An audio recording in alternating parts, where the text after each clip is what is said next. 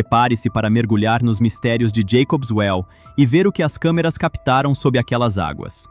No coração da região de Texas Hill Country, perto da pequena e tranquila cidade de Wimberley, existe uma nascente natural conhecida como Jacob's Well. À primeira vista, ela parece apenas um poço de água cristalina cercado por rochas calcárias, convidativo e até sereno.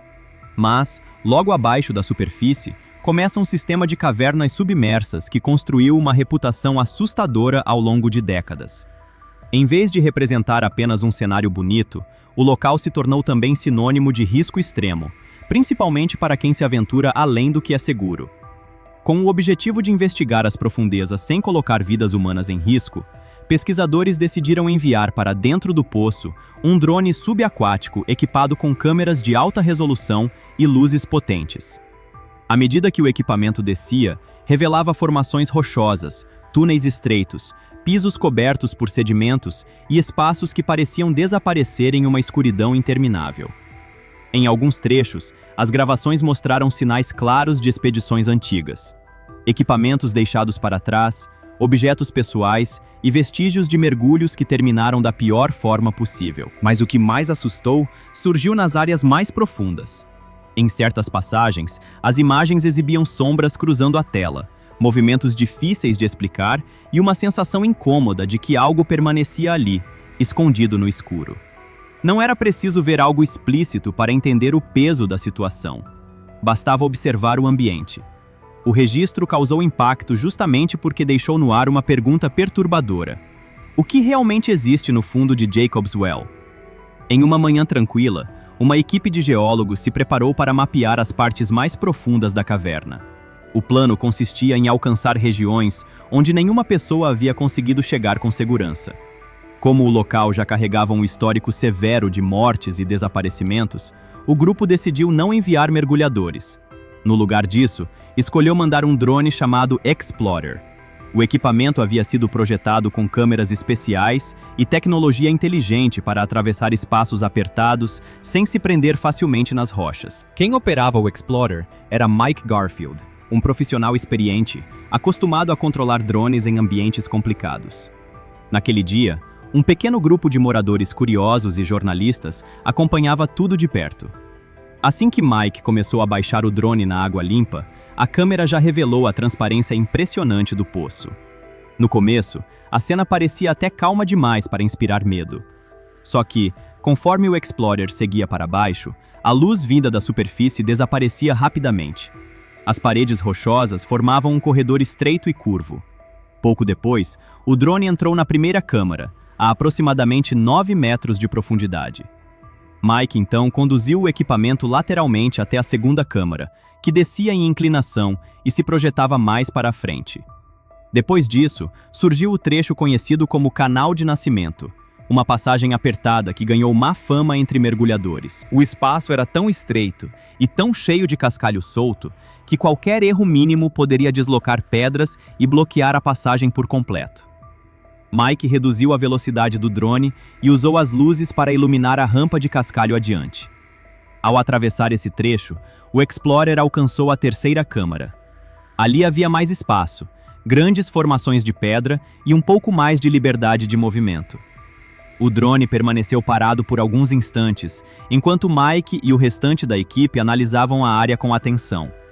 O lugar parecia silencioso, quase intocado, como se estivesse esperando há anos para contar sua história. Em seguida, Mike apontou o Explorer para a abertura que levava à quarta câmara. Essa era a área mais temida de Jacob's Well. Quando o drone começou a entrar no túnel, o clima entre todos ficou pesado. As luzes cortavam a escuridão e revelavam uma passagem rochosa apertada, com paredes que pareciam se fechar ainda mais à medida que o equipamento avançava. Mike conduziu tudo com cuidado, evitando pontos onde pedras soltas poderiam desabar. De repente, algo brilhou no feixe de luz. Mike parou o drone e aproximou a imagem. Era uma peça antiga de equipamento de mergulho, largada ali por alguém que havia entrado no poço muito tempo antes. Aquela descoberta sozinha já bastou para gelar quem assistia. Era um lembrete concreto de que o perigo daquele lugar não fazia parte apenas das histórias. Ele permanecia ali, diante da câmera. O Explorer seguiu lentamente por um caminho cada vez mais estreito, repleto de pedras pequenas e cascalho instável. Cada movimento precisava ser exato.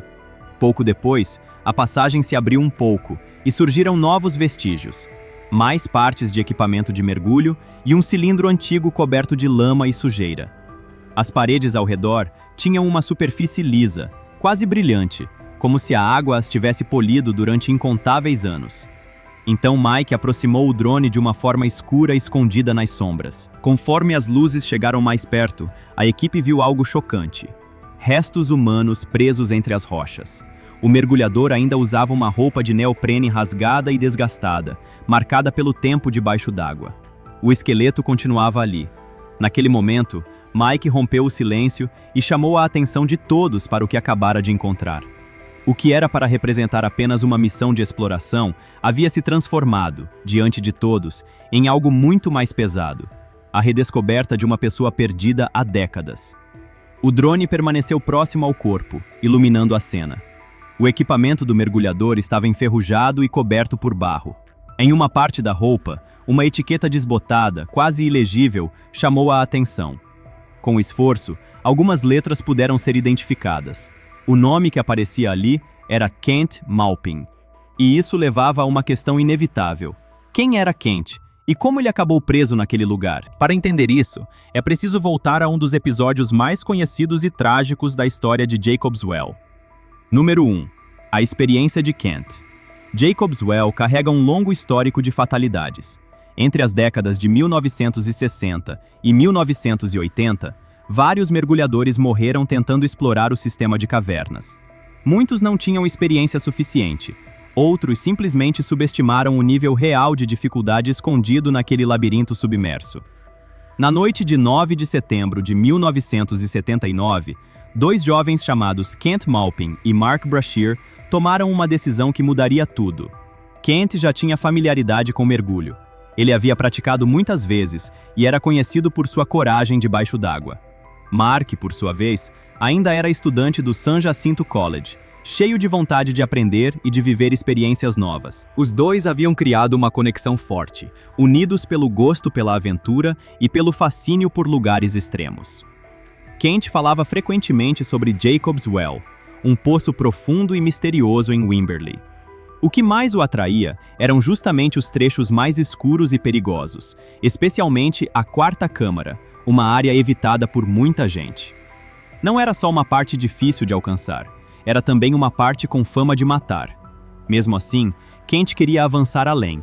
Não se contentava em ouvir relatos de outros ou permanecer apenas nas regiões consideradas seguras. Queria ver com os próprios olhos aquilo que tantos temiam. Ao lado de Mark, Kent se juntou a um grupo de mergulhadores vindos de Pasadena. Eles acamparam perto de Jacob's Well e passaram um tempo se preparando para o mergulho. Quando a noite caiu naquele dia decisivo, Kent, Mark e alguns outros vestiram o equipamento e entraram na água. Todos sabiam que havia riscos. Ainda assim, o objetivo consistia em chegar à última câmara, aquela que havia assustado tantos mergulhadores antes deles. Kent e Mark pareciam determinados. Para eles, não se tratava apenas de aventura. Havia também um impulso de ultrapassar limites, de provar para si mesmos que conseguiam enfrentar o desconhecido. Eles atravessaram trechos apertados, puxando os cilindros pelo espaço reduzido. Não levavam luzes extras, nem cordas de segurança para orientar o caminho de volta. Nada na atitude dos dois sugeria preparação para um problema sério. O que se via era pura vontade de seguir em frente. Quem ficou do lado de fora só podia observar e torcer. Depois da terceira parte da caverna, havia uma abertura pequena levando a outro setor. Muitas pessoas que haviam ultrapassado esse ponto antes simplesmente nunca retornaram. Naquela noite decisiva, os dois jovens chegaram à entrada desse trecho, puxando com dificuldade os cilindros pesados. Kent manobrou seu tanque metálico para trás através da passagem apertada. Mark surgiu logo depois, repetindo o mesmo movimento. Joe observava tudo em silêncio, surpreso e confuso. Ninguém havia avisado que Kent e Mark pretendiam avançar tanto. Mark desapareceu mais fundo na escuridão, sem sequer olhar para trás. Joe balançou sua lanterna de um lado para o outro, tentando chamar sua atenção, mas Mark não reagiu. Seu foco estava totalmente voltado para o cilindro, que ele puxava para dentro da sombra. Joe percebeu o tamanho do perigo. Kent e Mark usavam cilindros de aço, com menos ar do que o cilindro de alumínio dele. Como estavam descendo cada vez mais fundo, consumiriam o ar mais rapidamente. Joe também sentia o próprio suprimento diminuir. Na tentativa de alertá-los, bateu no cilindro com a faca, produzindo o som característico que mergulhadores usam para chamar a atenção. Ninguém respondeu. Sem muita esperança, Joe manteve a luz apontada para o túnel, desejando que Kent e Mark vissem o clarão e encontrassem o caminho de volta. Mas quando finalmente subiu à superfície, a água já estava turva. Isso pode ter acontecido porque pedras se deslocaram, ou porque os mergulhadores, assustados, remexeram os sedimentos do fundo. O coração de Joe afundou. Ele entendeu que havia uma grande chance de os dois já estarem mortos. Pouco depois, um policial informou Don Dibble e Paul Battaglia sobre o ocorrido. Don era ex-mergulhador da Marinha e possuía a mais alta certificação de mergulho. Mesmo sabendo que as chances de encontrar Kent e Mark com vida eram mínimas, Don, Paul e mais 2 integrantes de uma equipe voluntária de resgate decidiram tentar. Eles recolheram equipamento na loja de mergulho de Don e seguiram direto para o local. Ao chegarem, encontraram os outros mergulhadores que haviam conseguido escapar. Todos estavam exaustos e abalados depois de procurar sem sucesso. Um deles disse ter visto algo parecido com corpos cobertos por pedras dentro da caverna. Don olhou para a abertura escura e profunda de Jacob's Well. Já era noite, e a entrada parecia ainda mais ameaçadora. Ele então concluiu que seria mais prudente esperar amanhecer para iniciar a recuperação dos corpos. Em silêncio, falou como se os mergulhadores perdidos precisassem apenas aguardar a chegada do dia. Na manhã seguinte, a equipe se preparou com muito cuidado. Todos sabiam que o poço era traiçoeiro. Correntes fortes, espaços estreitos e pedras soltas tornavam o trabalho extremamente difícil. A região mais profunda da caverna, onde Kent e Mark desapareceram, era justamente a parte mais perigosa de todas. Ainda assim, o grupo estava disposto a correr o risco para trazer os jovens de volta. Quando o sol nasceu, a água permanecia escura e calma. Às 10 horas da manhã, a equipe retornou ao poço. 2 mergulhadores começaram a remover o cascalho da passagem estreita com pequenas ferramentas, como espátulas de mão. A intenção consistia em abrir caminho suficiente para atravessar. Só que, em vez de facilitar, a movimentação do cascalho deixou tudo ainda mais instável. A sujeira e as pedras passaram a se comportar de forma imprevisível. Don ouviu opiniões divergentes sobre a possibilidade real de resgate. Depois de pensar, decidiu entrar ele mesmo. Levou consigo um guarda florestal chamado Calvin Turner. Enquanto desciam, deixaram cilindros extras a aproximadamente 7,5 metros e 23 metros de profundidade, caso precisassem de mais ar. Também colocaram linhas de segurança para orientar o retorno. Já dentro da caverna, eles apontaram as luzes para o teto da terceira câmara. Queriam ter certeza de que os corpos não estivessem flutuando acima deles, fora do campo de visão. O ponto em que os 2 jovens haviam sido vistos pela última vez seguia bloqueado por pedras e cascalho. Don olhou para seu manômetro. Ele marcava cerca de 1.100 libras por polegada quadrada. Naquela profundidade, isso significava mais ou menos 10 minutos de respiração. Com enorme cuidado, ele empurrou a cabeça e os ombros através da abertura apertada. Segurava a linha de segurança com uma mão e a lanterna com a outra. Tudo o que via eram pequenos fragmentos de cascalho batendo em sua máscara, enquanto a água corria depressa por aquele espaço sufocante. Foi então que algo terrível aconteceu. Don percebeu que seria impossível retirar os corpos antes de remover a camada espessa de cascalho solto. Mas, antes que qualquer plano avançasse, o pior aconteceu. O cascalho cedeu de repente e o prendeu logo na entrada da passagem estreita. A água ficou turva em segundos. Don não conseguia enxergar nada. Seus braços ficaram presos e ele não tinha como bater no cilindro nem fazer qualquer sinal para pedir socorro. Enquanto lutava para se soltar, sua respiração acelerou. Ele sabia exatamente o que isso significava. Quanto mais pânico, mais ar consumido. E foi exatamente o que aconteceu. O tempo e o ar estavam acabando ao mesmo tempo. Don começou a entender que poderia desmaiar ali. Mesmo assim, tentou manter a calma. Em vez de se entregar ao desespero, pensou em morrer em silêncio. Chegou a imaginar como seria se afogar e cogitou apressar esse fim. Pensou em inspirar água ou engoli-la, mas não queria entrar em pânico total e perder o controle. Então, em vez de puxar água para os pulmões, decidiu simplesmente beber. Tomou grandes goles, sentiu a cabeça ficar cada vez mais leve e aceitou que aquele poderia ser o fim. Só que, de repente, algo inesperado aconteceu. Seu corpo reagiu sozinho com espasmos fortes. Esse movimento o soltou o suficiente para ele ganhar um mínimo de mobilidade. A água havia invadido sua máscara, mas ele voltou a enxergar. Na sua frente, surgiu Calvin Turner, oferecendo um regulador reserva. Dom agarrou o equipamento e respirou profundamente, aliviado por continuar vivo. Só que o drama estava longe de terminar. Durante o mergulho, Dom havia engolido ar demais, e parte desse ar foi parar no estômago, em vez de permanecer apenas nos pulmões. Enquanto subia, a pressão da água diminuía, e o ar dentro de seu corpo começou a se expandir. Ele tentou liberar esse excesso, mas não conseguiu. A dor e a pressão só aumentavam. Dom sabia que precisava alcançar a superfície rapidamente ou correria risco de sofrer um problema grave de descompressão. Ele forçou a subida, sentindo uma dor absurda à medida que o gás se expandia dentro do corpo. Quando saiu da água, sua barriga estava tão inchada que parecia a de uma pessoa no fim de uma gestação. Assim que tirou o regulador da boca, gritou de dor, e o sofrimento não passou. Durante mais 12 horas, continuou padecendo de uma forma que ninguém ali havia visto antes. Num primeiro momento, pensaram que ele tivesse sofrido uma embolia. Por isso, acabou levado ao Brooke Army Medical Center para tratamento em uma câmara de recompressão, usada para simular novamente a pressão do mergulho e ajudar o corpo a eliminar bolhas de ar com segurança. Mas o tratamento não resolveu o problema. Mais tarde, Dom acabou transferido para outro hospital. Foi então que um novo médico decidiu fazer radiografias. Só ali descobriram o verdadeiro dano. A parede do estômago havia se rompido. A lesão causou uma infecção gravíssima chamada peritonite. O fato de Dom ainda estar vivo já parecia um milagre. O estrago, segundo a comparação feita, era como sofrer o equivalente a 5 apêndices rompidos ao mesmo tempo. Quando o cirurgião abriu seu abdômen inchado, a impressão era a de cortar uma bola completamente inflada. Enquanto Dom se recuperava no hospital, a busca pelos mergulhadores desaparecidos continuava. Um novo especialista acabou chamado para ajudar.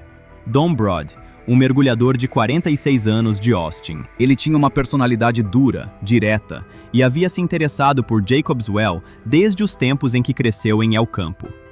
Don Broad desceu até a entrada da passagem mais profunda.